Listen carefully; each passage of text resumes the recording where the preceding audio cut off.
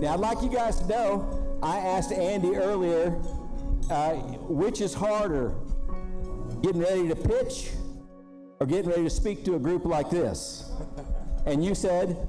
Yeah, it's easy. I definitely would rather be pitching than get up in front of people and talk, for sure. So you guys can stand tall this afternoon because you're more intimidating than the Boston Red Sox. Exactly. Okay? Yes. Yeah, that's great.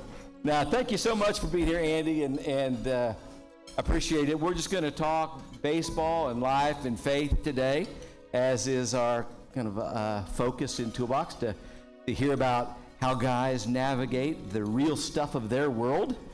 And in particular, how that journey is informed by faith in Jesus Christ. And Andy's going to share some of those things with us along the way. So let's start baseball, okay? So let me just lay this out. I mean, everybody may know this stuff, but this is a remarkable kind of quote, that on August the 23rd of 2015, it was Andy Pettitte Day at Yankee Stadium. All right, jersey number 46 was retired. What a day. And there's a plaque with Andy's likeness and name placed in Monument Park in Yankee Stadium, and it reads this.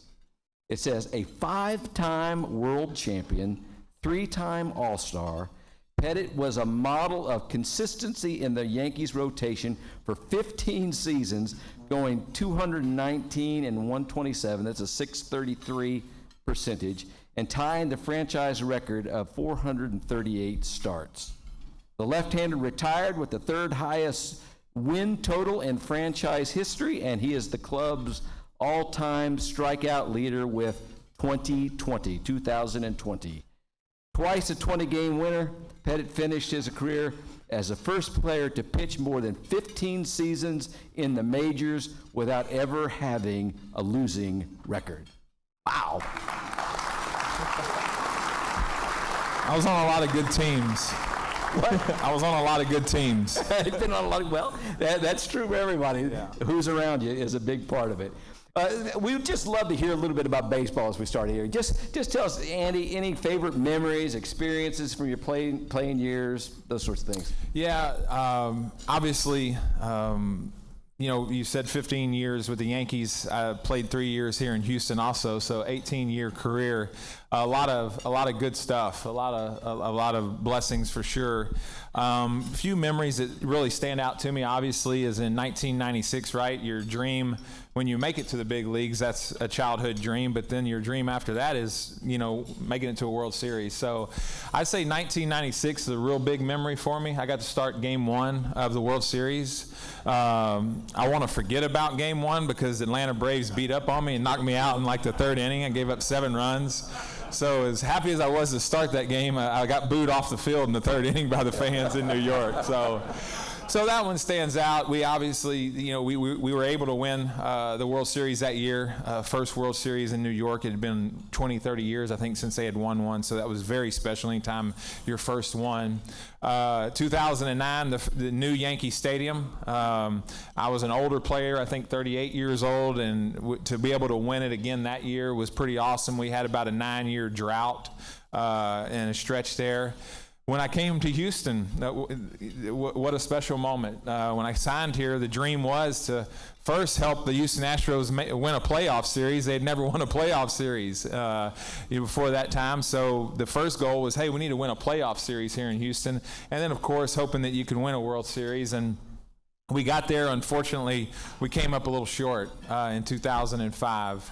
And then the Lord really blessed me. Two of probably are going to go down as my favorite memories in my career, just personal memories, is my final year in 2013. I got a chance to pull one of the greatest or the greatest closer in history out of the game in Yankee Stadium. Mariano Rivera retired the same year I did. He's a Christian brother. Me and him have known each other since I was 19 years old. We came in the minor leagues the same year together and have walked basically through life together. And me and Derek Jeter, if you're a baseball fan, you may have seen it. If not, I would encourage you to Google it because it's a pretty cool moment. Joe Girardi came to me and Derek and said, "Hey, we want you two guys to go pull Mariano out of the game." And so I got a chance to, during the game, go out and called for a right-handed reliever and went out there and took Mariano out of the game. And he gives me, as he's walking off, he takes the ball from me, and then he grabs me and gives me like a big bear hug, and I'm, pat him on the back, and then all of a sudden he doesn't let go of me, and all of a sudden I hear him like sobbing, like like literally crying out loud, and it was actually very awkward because there was like 55,000 people in the stands, and we were out there for probably, I think it was a minute that we were out there hugging, and I start kissing him on the forehead and stuff like that. So anyhow, it was just kind of a weird moment that turned into now, when I watch it, it's one of the greatest moments I think of my career. It's pretty cool. And then one more moment that just happened my very final start of my career. We, as playing for the Yankees, we always made the playoffs, and so my last start was supposed to be in Yankee Stadium before the playoffs, and I actually was in Yankee Stadium. I had a great game going. I actually had a no-hitter going into the 7th inning. I was pitching against the Giants, and I'm like, wow, Lord, you're going to allow me to throw a no-hitter in my final start of my career. This is pretty amazing. And I go out in the 7th inning, and the leadoff batter hits a home run off of me. End up getting pulled in the 8th with 2 outs, and I think I lost that game 1-0. So the Lord didn't bless me in that, but anyhow. So we end up finding out a couple of days later that we got knocked out of the playoffs, and there was only 3 games left in the season. We were coming to Houston to finish up the season. And so ownership and the manager comes to me and said, "Hey, it's up to you. We know Houston's your hometown. Do you want your last start, to be at Yankee Stadium, or would you like to, since we're out of the playoffs, go ahead and make one final start in Houston?" Because I was going to start game 2 of the playoffs if we made it. And so anyhow, I was like, well, that'd be pretty cool, start my last, start of my career in Houston, where my family, that doesn't get to see me pitch a lot, friends that never see me. So anyhow, I make my final start in Houston in 2013 and was able to throw a complete game in my final start. And it had been 7 years since I'd thrown a complete game. And so I was able to go out with a win instead of a loss, and I did it in Houston. So anyhow, pretty awesome moment. After that game, it was almost like I was in Yankee Stadium. The fans, everyone stuck around, and I went out on the field. My teammates kind of pushed me out there, and the whole crowd was chanting Andy Pettitte, and it was just a very, very cool moment. And man, that's a God thing. For me, that's a God thing. That is so cool. It's a goosebump moment just to hear about it, and I bet it was incredible to walk through that and stand there and be appreciated by people who know you from a distance but love you. That's awesome. That's great. Well, Andy, let's back up a little bit and kind of just hear a little bit about how you ended up in a spot to do all the things that you accomplished. Can you tell us a little bit about your growing up years and your family and where sports fit in with that? And was there some point along the line where you realized that there was something special about your baseball ability, and how did all that unfold for you? Yeah, so I was born in Baton Rouge. My dad was a police officer. He moved me and my sister over here just to try to get a better life for us when I was in 4th grade. And so loved sports. My dad loved to coach me. Played all the sports, played basketball, football, and baseball, going through junior high and high school. I retired from football after my sophomore year. I was 5'6" and weighed about 180 pounds, and I was playing nose guard, and I got tired of getting double teamed. So and of course my basketball career ended a few years before that. A slow white guy. I wasn't going to go very far, and at that time very short. And so I didn't hit a growth spurt, until my junior year in high school. So had, again, loved baseball, left-handed pitcher. I threw a lot of strikes, so was able to always have success pitching. But then I started to grow and, went to Deer Park High School. That's where I grew up, and Junior year, had a good year. I was on varsity.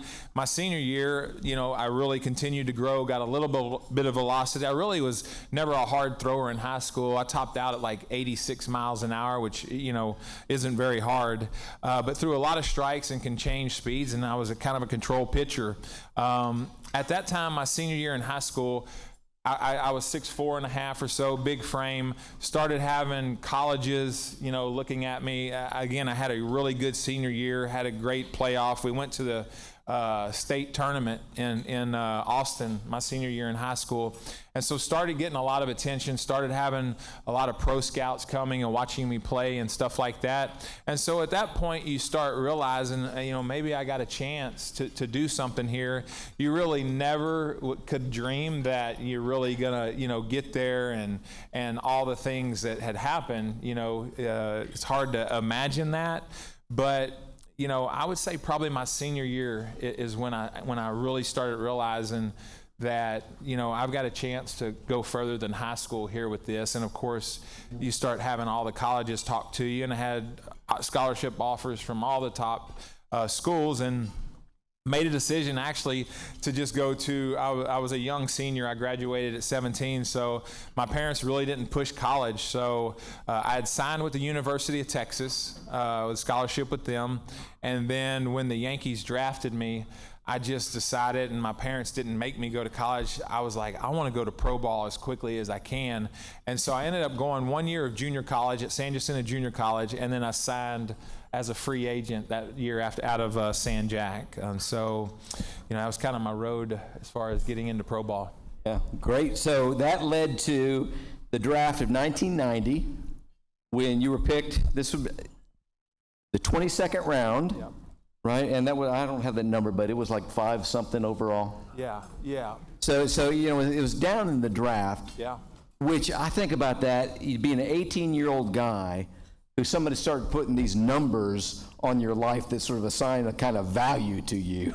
Yeah. We all still kind of react to those places where we have this value that's assessed to us by somebody else. So what was that like? I mean, here you're having success and you got this dream, but all of a sudden you're coming in on the 22nd round. That was a real stressful time for me because I was drafted in 90. I ended up signing in 91 after I left San Jack, and they don't even have the what I was drafted as what was called a draft and follow. And so I had to sign a piece of paper that said no one could speak to me the whole year that I was at San Jack except the New York Yankees, which was the dumbest thing that I ever could do, but me and my dad had no idea what we were doing. So that was why it was very stressful.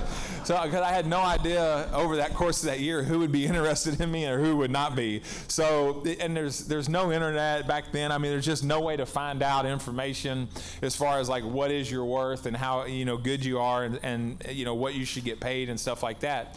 So anyhow, I end up saying to myself, look, I don't know what other teams are interested, and me and my dad are trying to figure this out together, right? And so I was basically like, I'm going to go. Me and my dad took a trip to Baton Rouge, and we're like, we're not going to worry about, signing. We're going to go back into the draft because the Yankees had to sign me 7 days before the 1991 draft, or I go back into the draft. And I was like, okay, I'm not going to talk to the Yankees. I want to go back in the draft and find out if anyone is interested in me other than them because they drafted me in the 22nd round, okay? And, of course, I got bigger, stronger. I was throwing harder after that 1 year at San Jack.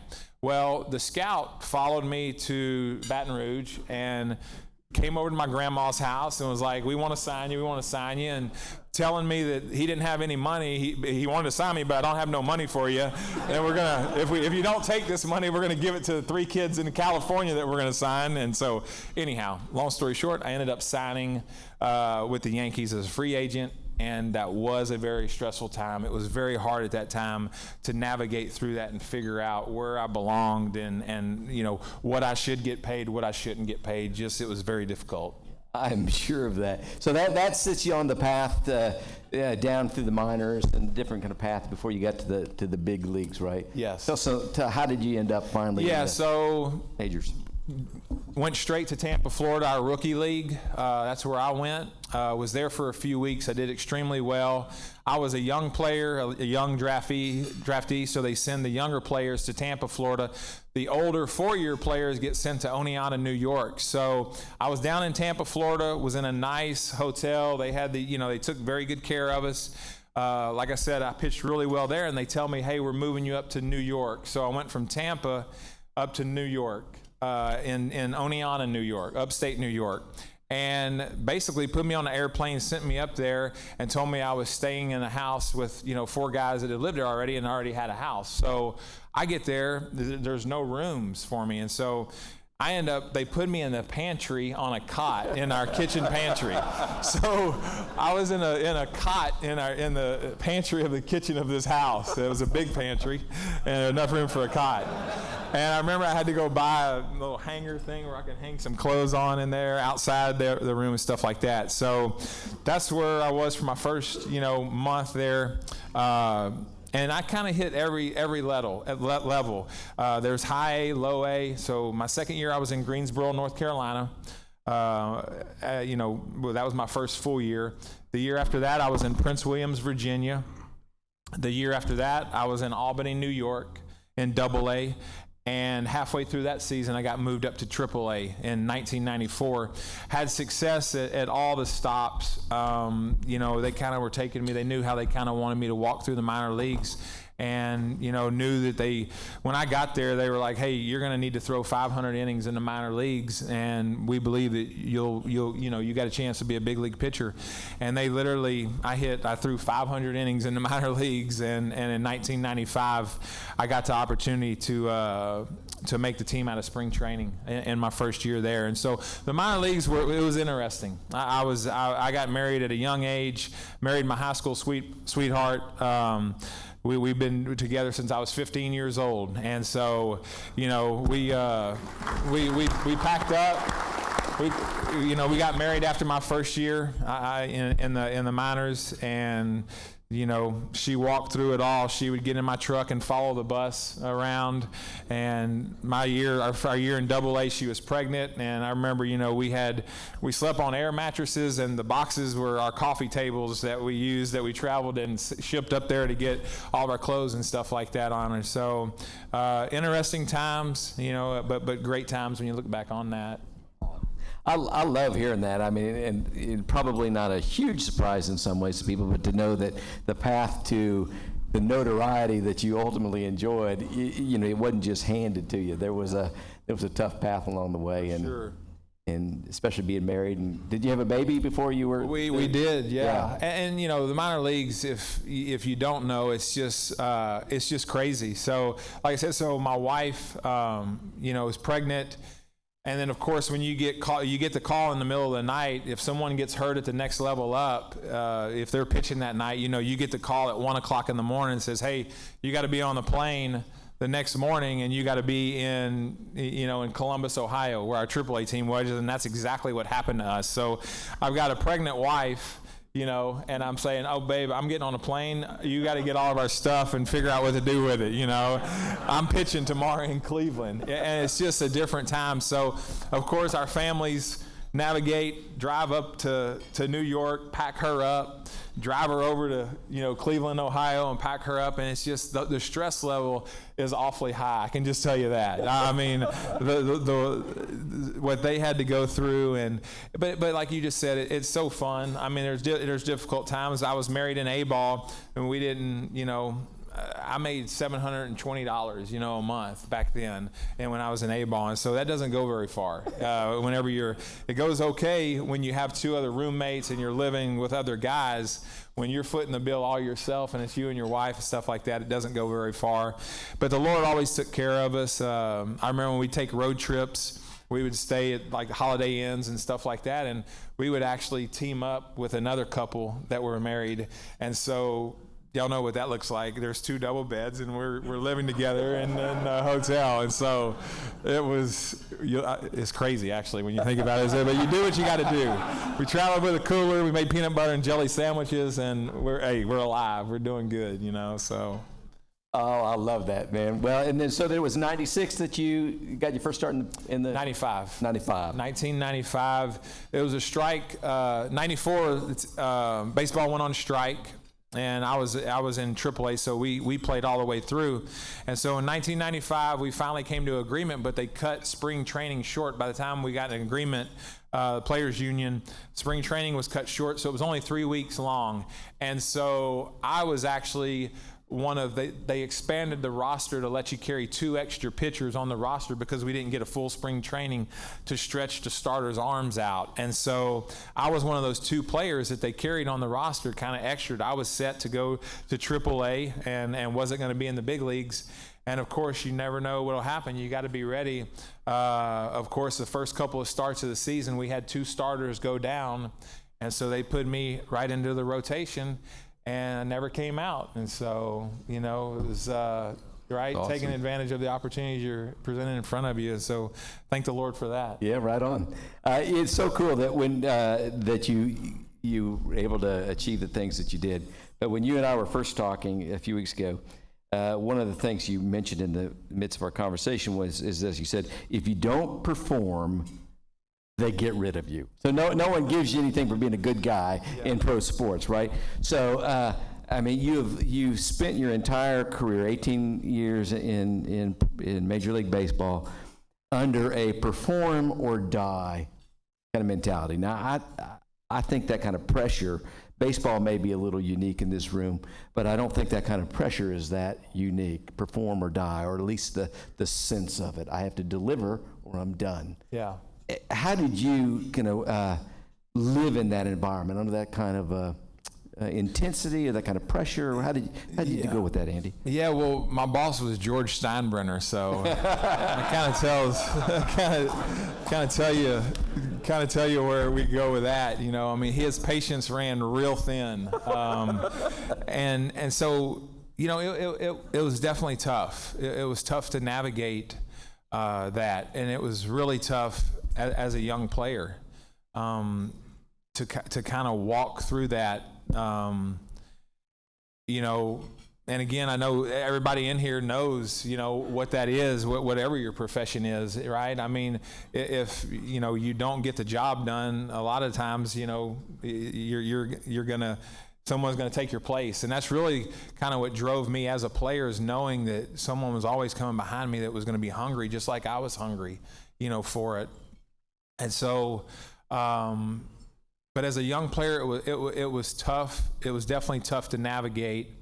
And it really gets tough when you struggle for an extended period of time. And, if I lost, 4 or 5 starts in a row, kid you not, you're getting booed off the field. I mean, when I'm walking to the parking lot, the fans are waiting for you after the game. As great as the place it is when you win and they celebrate you, when you are not doing good, they are booing you, And so, so it's tough. And really and truly, what gets you through those times is my relationship with Jesus. It really is. And just one thing that I put a lot of stock in, and I accepted Jesus at a young age. I accepted Jesus when I was 11 years old, and I knew when that happened that my life was changed. And so I would always put a whole lot of stock in knowing that I know Jesus, and that makes me a winner. Even though I was losing on the field, and on the back page of the newspapers, they were, letting the world know, especially New York, know how bad I was doing. I was always able to look at it as, God's got me and I'm a winner. And I held on to his word, really and truly. There's nothing else that I could hold on to, because no one can help you. No one can help you when you go stand out on that mound and you don't have a breaking ball, or your fastball, you're not locating it and you're just getting knocked around, And so it's always going back to the Lord. You've put me here. I trust you with where you've got me, and just give me, the peace to be able to perform with the abilities that you gave me, And I read, the Bible, and I see, verses that you kind of hold on to, that God's going to give me the peace that I need in times of struggle and in times of anxiety. And really that's really what the precedent of it that I look to. And when I'm able to do that, I feel like that my focus gets off of me, and immediately whenever I start trying to put my focus on others and doing things for others, which I feel like is one of the hallmarks of being a Christian and what we should try to do as far as like serving others, because you get so focused on I have to perform and I have to do this, and a lot of times I would lose focus on, but why does God really have you here? It's not about the wins and the losses. It's about the relationships that I'm building in that locker room and how you're pouring into other people. And I had a hard time learning and understanding that, but I really got a real good grasp on that when I came over to Houston. So my first 9 years was a struggle with that.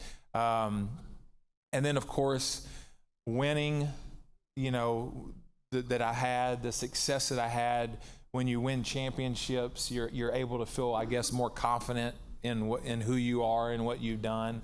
So you can kind of let the guard down a little bit.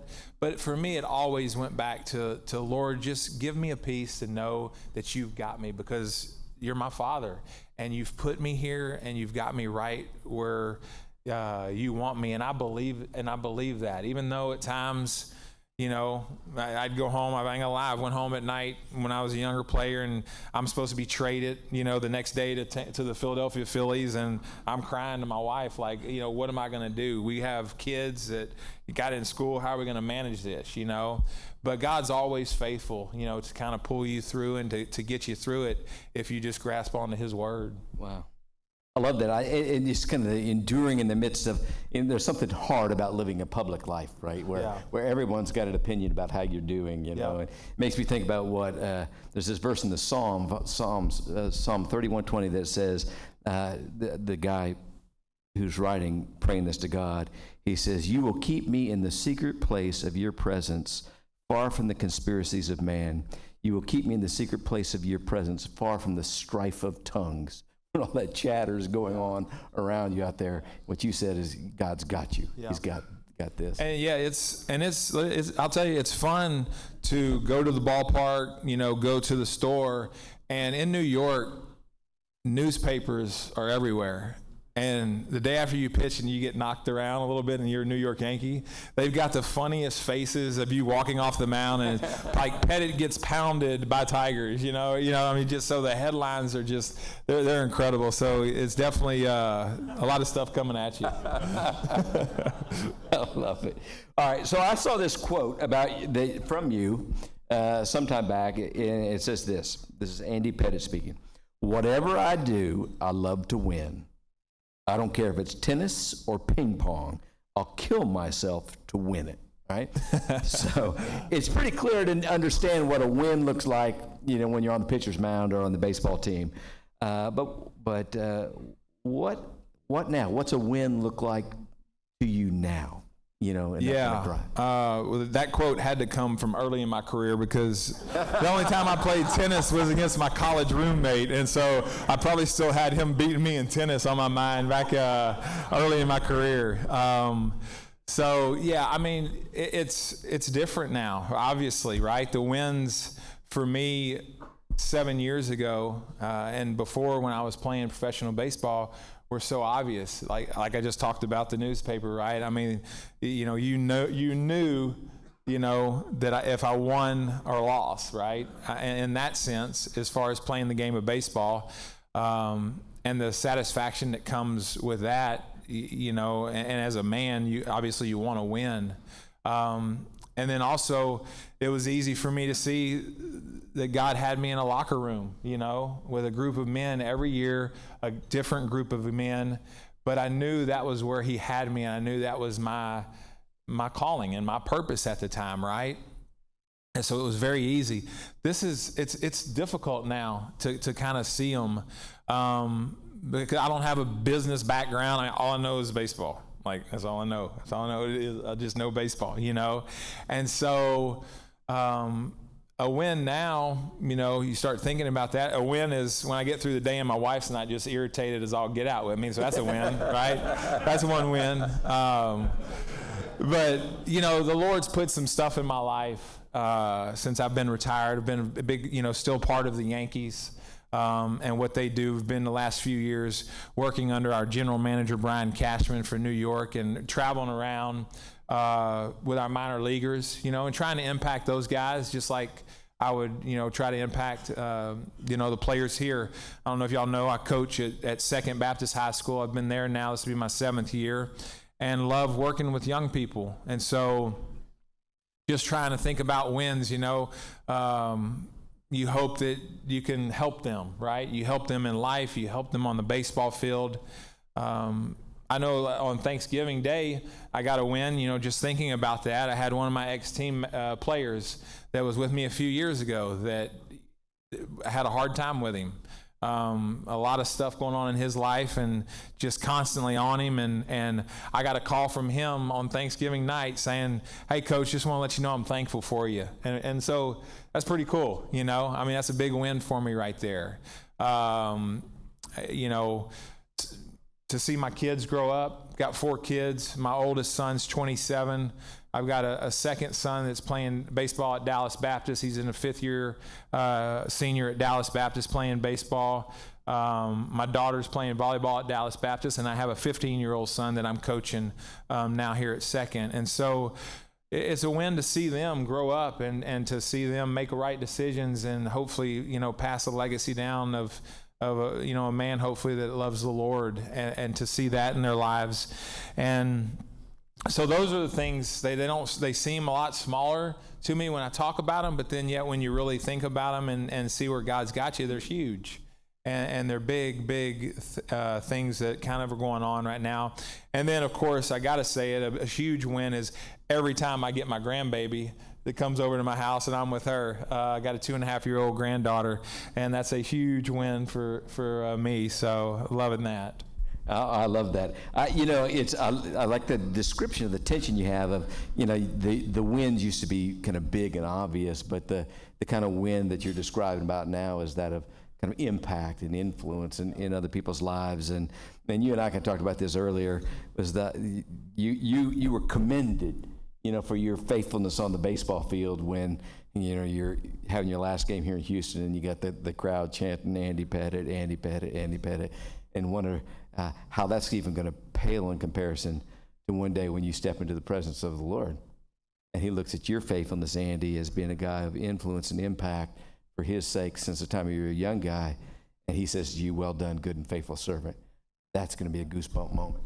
No, for sure. And I'm so thankful. God's given me an amazing platform, being able to be a professional baseball player. And then, we all just want to encourage you, just like the man that prayed before this, we all have a platform. God's given each and every one of us. If you know the Lord, our purpose is to serve him and to serve others, And so every one of you have a platform in here, with your families, with your wife, with your children, in your office, at the ball field. I'm sure plenty of you are coaching your kids. What an opportunity we have to make an impact on everyone around us. And so this one thing I want to stress is just, the significance. And I've got to remember that, now that I'm not a professional baseball player, the desire I used to, when I retired, before I retired, I could speak every weekend at churches and stuff like that when I was playing. And, the limelight goes away, but we still have to remember we have such an enormous impact that we need to make on people around us. I love it. Well, let me ask you another question. In just a moment, we're going to give you guys an opportunity to take for a question or two. Is you all right with that? Yeah, good. It's a fine time to ask you that, isn't it? Yeah. I'm not going to do that. No, we're good. No, it's actually pretty easy for us to look at a guy like you, Andy, who's had this great success and a significant sense of fame, and we can look at you and think that everything is easy and everything's good, and that probably seems crazy to you, but we can do that. But you've gone through some pretty hard things here even recently, and I just love how you've been leaning into them and learning in the midst. And you want to tell us a little bit about some of the lessons you've been learning, some of the challenges you've been navigating and the things that have come out of that for you. Yeah, no, I mean, when you wanted we talked about this, we got together, and I always feel like it's important, because I do feel like at times that some people think that, you got it all right. There's no worries, and I've been very blessed. I've been very blessed in my life, that's for sure. But these last few last few months for me and my family have been, very difficult. And I mean, I'd like to share, some of the stuff that's kind of gone on that we've kind of been walking through, and it's been extremely difficult to walk through. So Thanksgiving this year, I have a ranch down in South Texas. We love going down there, and we were supposed to have, my wife's parents have not been in great health over the last few years, and one thing or the other hadn't been able to come down. Well, this year they were planning on coming down to the ranch and spending Thanksgiving with us and getting to see them, and we were excited about that. A few days before Thanksgiving, they call us and tell us that they're not feeling good, that they're not going to be able to make it. So of course, we're worried about that. Well, Thanksgiving Day, we get a call that they're both in an ambulance and they're heading to the hospital. And so they find out that they had caught COVID. Really, also just, a side note here, I didn't really know for the first 7 or 8 months of COVID, like I didn't even know anybody that had COVID, and so it's almost like, and I'll be honest, I mean, part of me was like, is this real? You see this stuff on TV, and it's like, how do I not know anybody that has it? And I know so many people up in New York, and none of my friends up in New York had it, and it was just like, what's going on here? And so for them to kind of hit us with that, was obviously crazy. And then they got very sick. They both ended up passing away in early December on the same day, within hours of each other. And so, just to walk through that, and my wife was kind of the lead person as far as dealing with the nurses and the doctors as far as talking to her. So just a very, very stressful 3 weeks in our life as far as leading up to doctors calling and saying, look, your dad is, he's been on a ventilator now for a while, and you guys maybe need to make a decision on him. And then her mom was doing better. And, we were thinking that she was going to come through. They both were in ICU, like I said, a couple doors down from each other. And so just dealing with that was just extremely difficult. We had finally made a decision on her dad. Laura, my wife, has 3 brothers. Her dad was a pastor. He pastored for 40 years. So I married a preacher's daughter. All we really know is ministry. It was a big, huge part of our life. Her dad was 85. Her mom was 82. But just kind of walking through that, just give y'all an idea, kind of what happened. We were going to go up to Dallas. The whole time we're not allowed to go into the hospitals, And so my wife, I was like, babe, you want to go up there to be close to him? And she's like, well, no, I want to be in my home because, I just, what are we going to do? Stay in a hotel? And I'd rather be in my house if I can't go sitting with him in the hospital. So we made a decision to drive up there, and we were going to tell her dad goodbye. And the brothers were all going to go up there, and we were actually on the phone with the nurse to tell her they had to take care of some paperwork because they were going to let us go into the room with him as they kind of weaned him off the ventilator and stuff like that. And so as she's on the phone with the nurse, her mom, she hears all kind of ruckus go on, and her mom goes into cardiac arrest. And so she's literally on the phone telling the nurse that we're going to come up and see her dad. And we're thinking her mom is doing really good, and her mom goes into cardiac arrest. And so, of course, just straight, craziness in our household. We throw some clothes in a suitcase and we take off. And, so we're driving up. They had managed to get her mom kind of back and revived. And so we're hoping and praying that we can get there and be able to tell her goodbye also, Halfway through the trip, she goes into cardiac arrest again and passes. And then so, that happens. And then we get there. They let us go into the room with her. They left her left her there they knew that we were coming, and so she got to tell her goodbye, but never really got to tell her goodbye, you know, and then walked over to her dad's room and told him goodbye, you know, and saw him, you know, go into heaven. And so just a struggle of dealing with that, kind of walking through that, you know, and my wife trying to grieve and mourn. And literally this morning I walked out of the bedroom and go in there, and she's on the couch just bawling, you know, so she's just really grieving really hard and still grieving really hard over that. Since that happened, right after that happened, I ended up catching COVID. My wife caught COVID, and I mean, thank the Lord, there was no issues with us, but just the first thought of, you know, when they told me that I had COVID, the stress level and the anxiety level just went through the roof with her, and trying to, you know, navigate through that and deal with that. And then leading the few weeks after that, we had 4 or 5 members of our church in Deer Park, that people that extremely close to, 3 of them passed away, and 2 of them were in the hospital.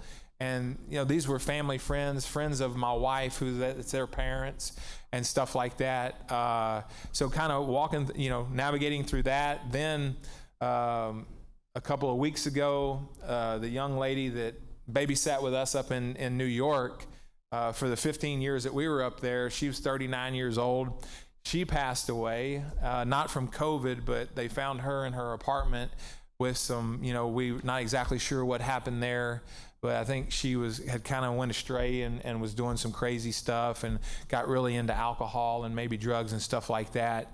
And so again, now my wife's trying to grieve over that, right? And then we go to Dallas for my daughter's birthday a few weeks ago, and we're up in Dallas, and we go to church with her and took her out, you know, for her birthday.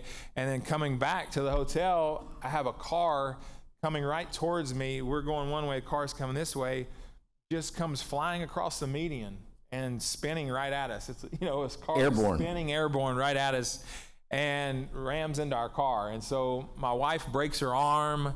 My daughter has a concussion, and she misses the first 2 weeks of 2-a-days with volleyball and stuff like that up in DBU.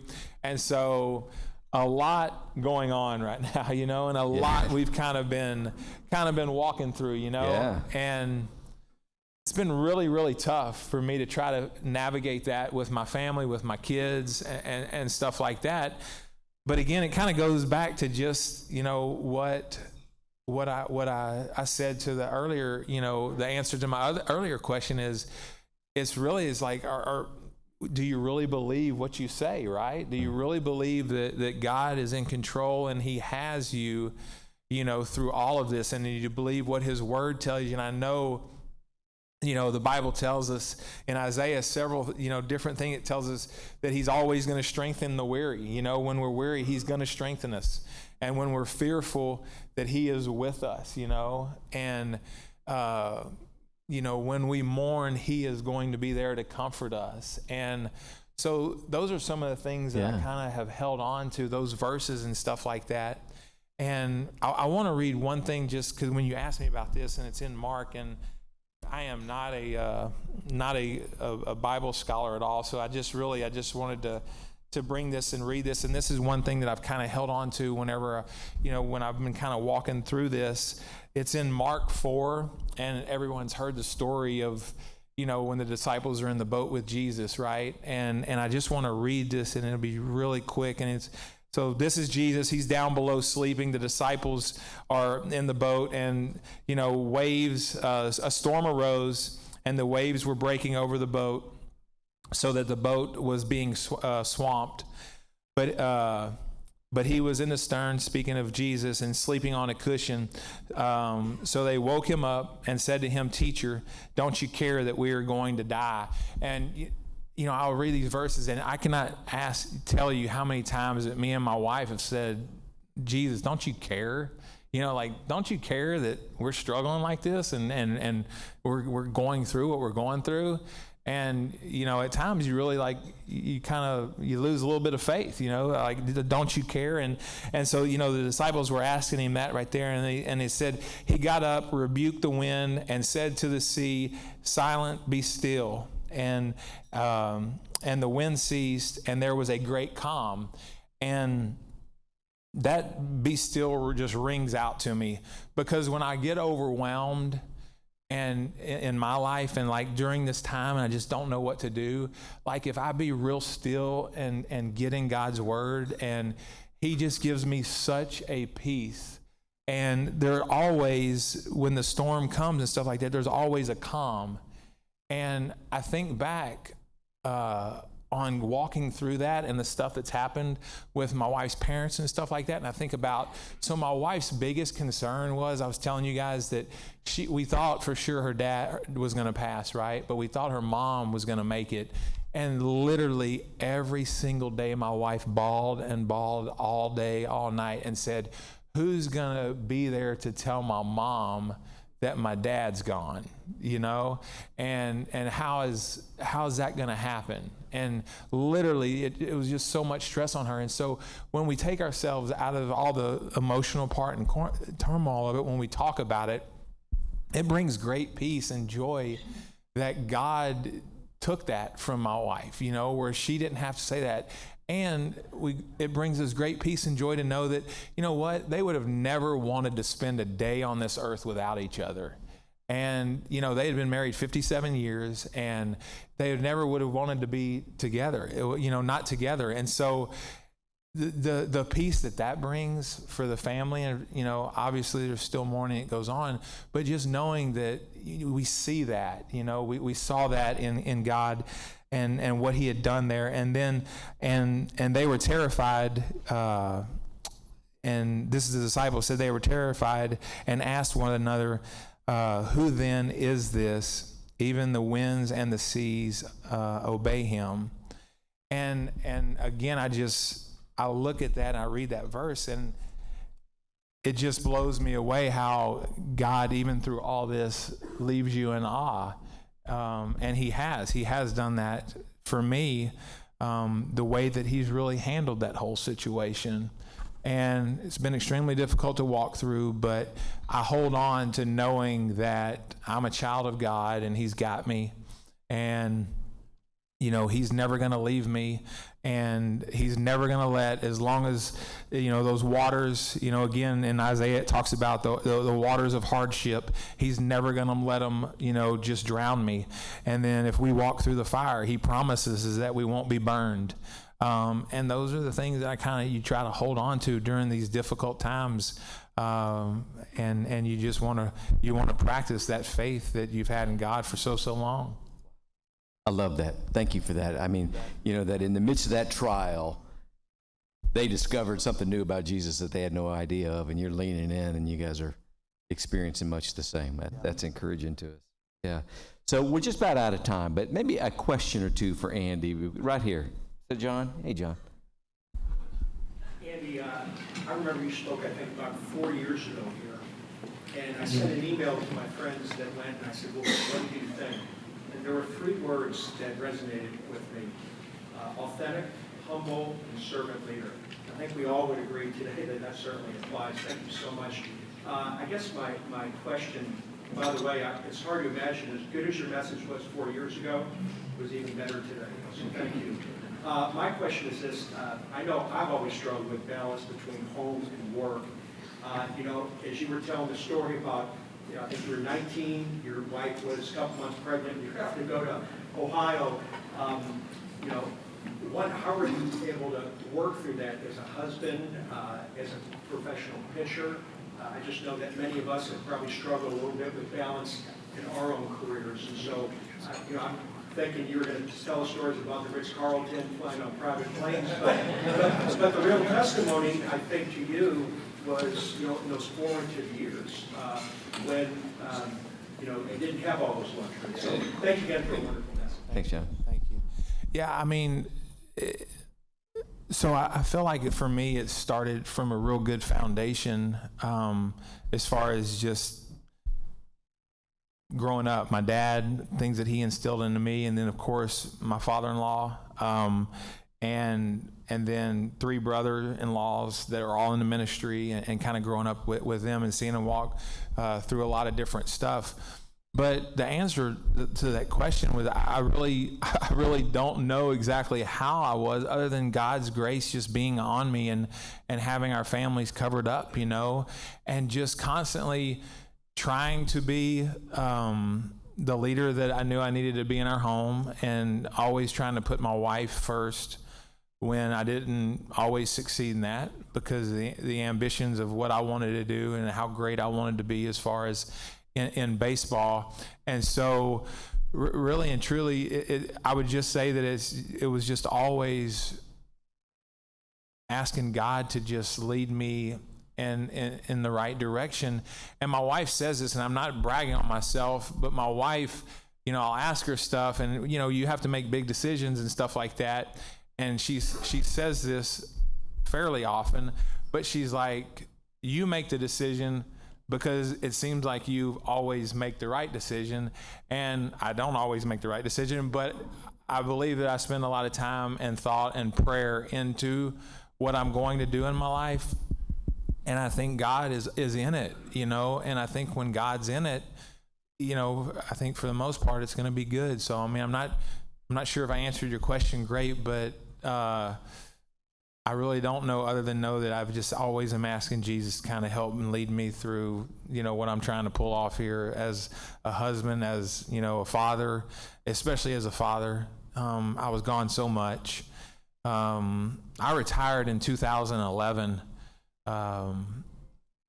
after having a really great year and still feeling great, because God laid upon my heart, have you raised your boys to be the men that they need to be, And so I retired for a year just because I felt like God was telling me to retire. And then I went back and played, for 2 years. The Yankees asked me if I'd consider coming back, and prayed about it and ended up going back. So I just feel like that I've always been real, tried to be real receptive to what God was trying to tell me to do.